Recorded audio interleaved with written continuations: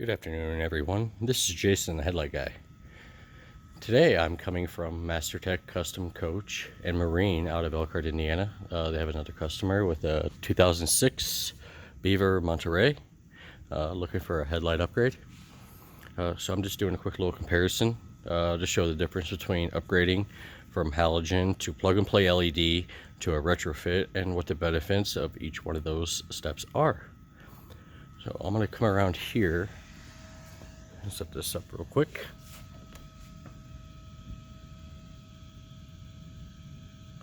Alright, first off we're going to turn off the MLED and we're going to start with the halogen setup.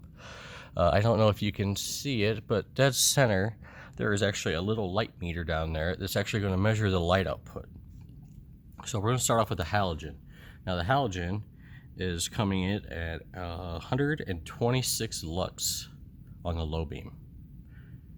Now if I activate the high beam, there's your high beam, and that's coming in at 176 lux on the light meter. Now we'll go back to the low beam really quick, and we're going to concentrate on what's important about light output. I have a little laser pointer here. Now if you look at the light, you can kind of see it stops over here and it stops right about over here. It's very dim, so if we're pretty much working in this big hot spot, and if you notice there's a little step that goes right there, and this is what we call our normal headlight DOT cutoff step when it comes to projectors. So we're going to concentrate on that area, and that's where the main focus of light is. Now when I activate the MLED, you're going to see this overtakes, sorry, that was a high beam. Alright, now there is our MLED projector. Now the MLED projector is actually one of the best performing projectors on the market right now, and it actually beats out most of the HID projectors.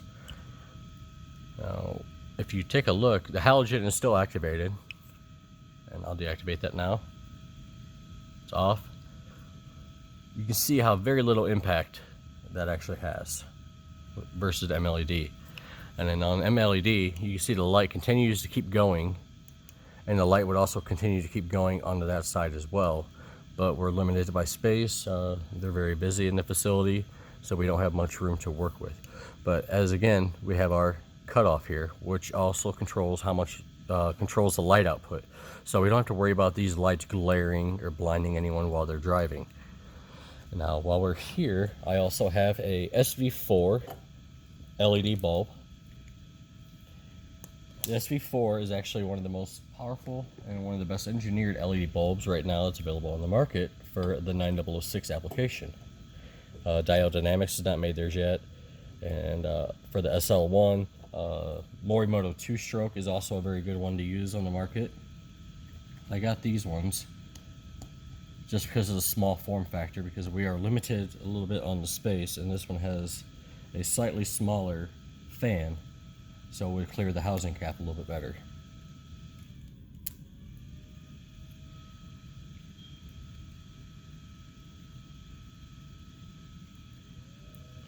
Alright, now let me deactivate the MLED.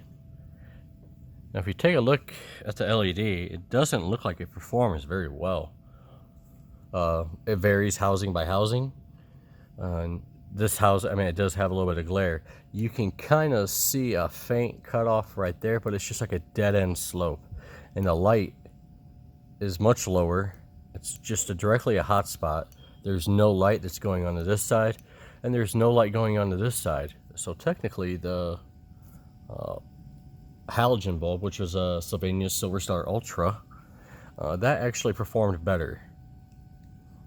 And this bulb does 131 lux on the low beam, and it does 184 lux on the high beam, and that's just a center focused light.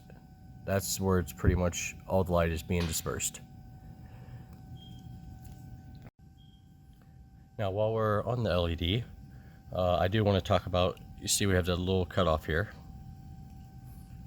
And the big problem with a lot of that plug and play LEDs is a lot of people gripe about is the glare, and it does blind other people. And I'll give you an example of the glare. So as you can see, it's already shining directly over here to the side.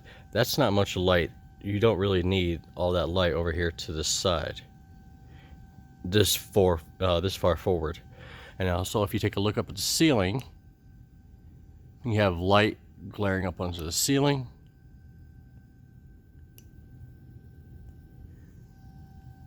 Now, I don't see any scattering up here. It does appear to be a little bit right in that range.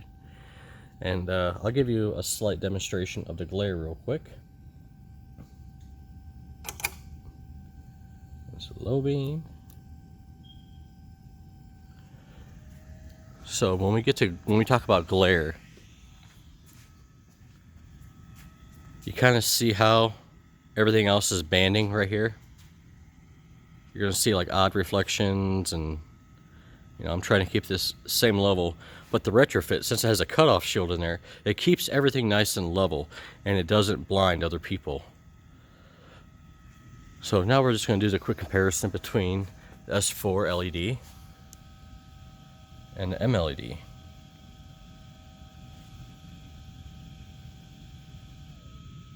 So MLED is off, MLED is on right now, and I'm gonna turn on the Sv4 and see if we see any real impact. See how it just scatters the light? And another thing to note about the MLED, the projector I was talking about, the shield, this also has a foreground limiter shield, so you don't get too much light directly in front of the vehicle. And you can kind of see that lit up right down here. So that keeps all the light in front of the driver, and it's not directly in front of you as you're driving. And that's really important, so you can see distance down the road. Now, when I activate the high beam on the MLED, it does very well. Now, the MLED did 594 lux on the low beam, and it did 812 lux on the high beam on the meter. So now I will go ahead and I will activate the high beam on the Sv4 and see if that has any impact. As you can see, it didn't really do anything to overpower the MLED.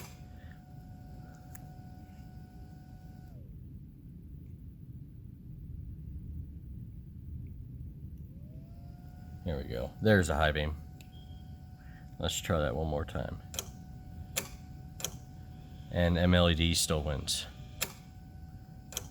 Now, you shouldn't be driving with your high beams on for a long period of time, as it could blind other people, cause accidents, etc.